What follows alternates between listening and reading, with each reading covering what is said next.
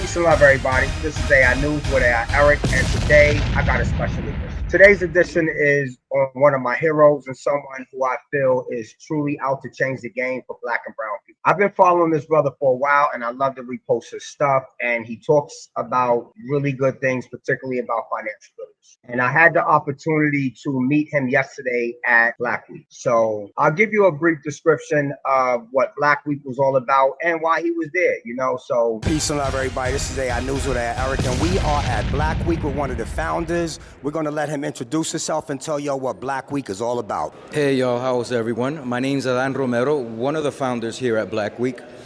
Black Week is a stage. It's a forum where we can now speak openly, speak the truth, and put everything out there. We for so long, our culture, who we are, everything that we bring to the table has been taken, and now it's time to take it back. It's time that we get the benefit from our culture. It's time that we generate income for ourselves. It's time that we take the narrative and make it our own again. So Black Week is that stage. Black Week is that vehicle that allows us to do that publicly, to do that openly, and to do that unapologetically.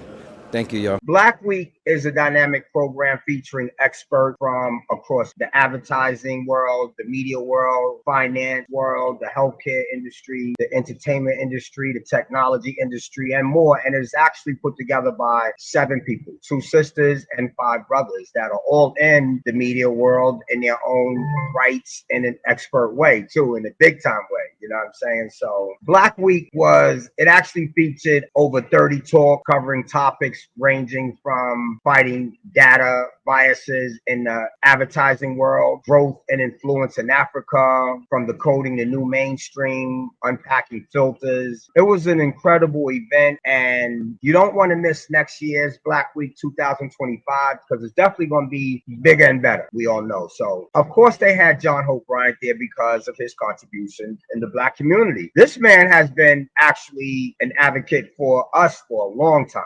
He has actually been on presidential staffs, many of them, Republican and Democrat, you know what I'm saying? So, and at the same time, just fighting for us, you know what I'm saying? So, but of course, he was there promoting his new book, Financial Literacy for All, So, John Hope Bryant also has an organization called OperationHope.org that is an excellent organization to help people get out of their financial situation and particularly get better credit and get out of their bad credit situation and get into being good. And it don't cost you no money. You know what I'm saying? So John Hope Bryant argues that one of the keys to addressing income inequality is through education. And I agree, specifically financial education. So, and he don't just be talking about teaching people how to budget and save. Like, he's actually talking about giving everyday people the tools they need to think about money the way wealthy people think about money.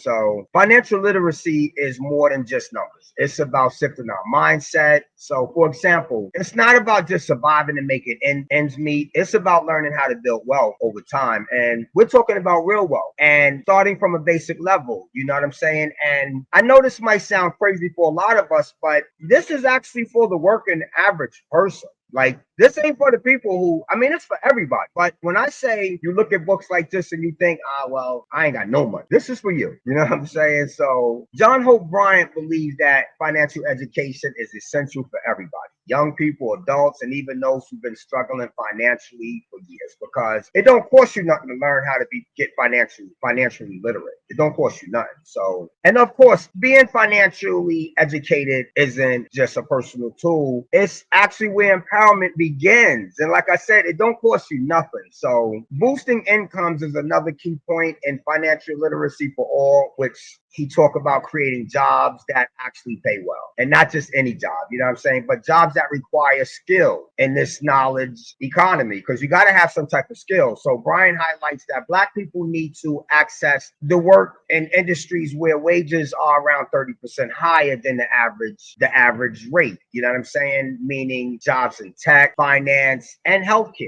where skills are valued and you can earn a living wage that actually allows you to save some money. You know what I'm saying? So he believes that boosting incomes is critical because let's face it, you can't expect people to build wealth where they're barely getting by. So like I said, this is for us. So if we want to tackle income inequality, we have to ensure that the jobs out there aren't just surviving jobs, but thriving jobs. And I'm telling you now, if you're not getting into artificial intelligence, you're definitely not going to be able to thrive in the thriving up and coming jobs because they're going to all be AI affiliated. They're going to all be, having where, like I said, 90% of the jobs automated are going to be probably taken by AI. But if they 60% automated and you don't know AI, it's going to be somebody that's going to come in and take your job that know your job and know AI. You know what I'm saying? So, but once again, financial literacy for all talks about expanding savings and pension. And he pushes for expanding savings and pension schemes, especially for low income workers, freelancers, and even young people starting at the age of 16. So that's why I say financial literacy for all is for all of us. It's not just for the wealthy people. It's for people who are just making it. And John Hope Bryant shows us that there is an opportunity to do so. So right now, many people can't save for their future because the system either doesn't make it easy or it just don't include them. You know what I'm saying? So John Hope Bryant's solution is make saving programs more accessible to everyone. And he's advocating for this. The idea here is that everyone should be building a financial safety net. And it starts with changing how we think. That's the first thing. And we got to think differently about our pensions and our savings. So John Hope Bryant proposes that auto enrollment into savings schemes will increase your savings rate and it will lower withdrawal limits. So once again, he's advocating for this. And think about it. If we could get more people saving early and consistently, we can help close the wealth gap a little bit more over time. And you will probably be checking on your money constantly. So he also talks about reforming the tax system. He has a lot of controversial ideas that people might say, but he advocates for wealth tax, which ensures that the wealthiest people contribute their fair share to the economy. And I say it's controversial because we all know that the rich don't really pay taxes like us. So it ain't controversial to us. It just makes sense. You know what I'm saying? So, but it's not just about income tax. It's about making sure that the enormous wealth accumulated at the top is taxed in a way where it helps fund programs for those at the bottom. You know what I'm saying? So instead of us just keeping them rich, they're actually using that money to help us. You know what I'm saying? It's actually helping those in need of it most, not just letting CEOs pocket 50 million bonuses a year, not just their salaries. We talk about bonuses. So Brian's point is that the gap between household wealth and the GDP has never been larger. And to address this imbalance, the tax system has to be reformed and reflect the modern realities of today. And the wealth tax is just one piece of the puzzle. We know that. You know what I'm saying? So at the end of the day, John Hope Bryant isn't just talking theory. His book is a part of a larger initiative called Financial Literacy for All. And he also has, once again, Operation Hope, a program that brings financial literacy to people. They help them get their credit right. And it's so much. You have to go to operationhope.org. So the goal is to make financial education a standard as learning math or science in schools. You know what I'm saying? So even the math they teach it ain't the best. What I love about John Hope Bryant's approach is that it's not just about teaching individuals. It's about creating a movement where financial literacy becomes part of a national conversation. So if we could get more people financially literate, we can change the trajectory for millions of people. You know what I'm saying? So those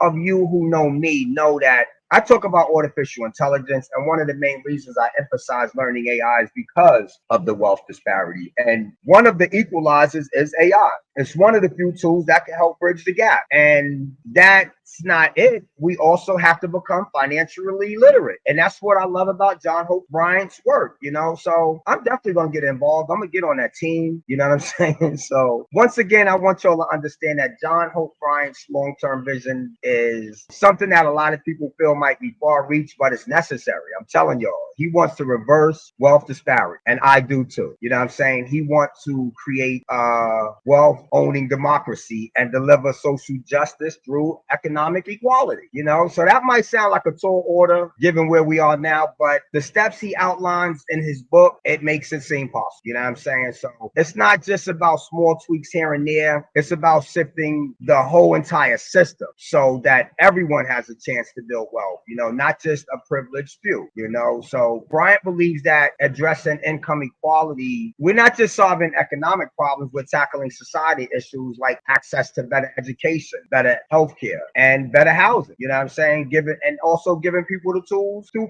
fully participate in this economy. You know what I'm saying? So what I take from financial literacy for all is that addressing income equality is possible once again. And it's going to take more than just good intentions. It requires real action, both on the individual level and systematically. And that's why voting is crucial. And knowing who you picking is crucial, and knowing where they stand when it comes to finance for you and with your financial situation in your area. You know what I'm saying? So whether it's improving financial literacy, creating better jobs, or reforming the tax system, once again, the steps in financial literacy for all are critical in closing the wealth gap and building a better society for us all. So, you know what I'm saying? Once again, I advise everybody to go get this book, Financial Literacy for All. Everybody, I advise you to go get it. It's an easy read. Once again, this is AI News with AI Erik. Please subscribe, like, and share. YouTube.com/@AI Erik. Peace and love. Got to get that book. AI News with AI Erik.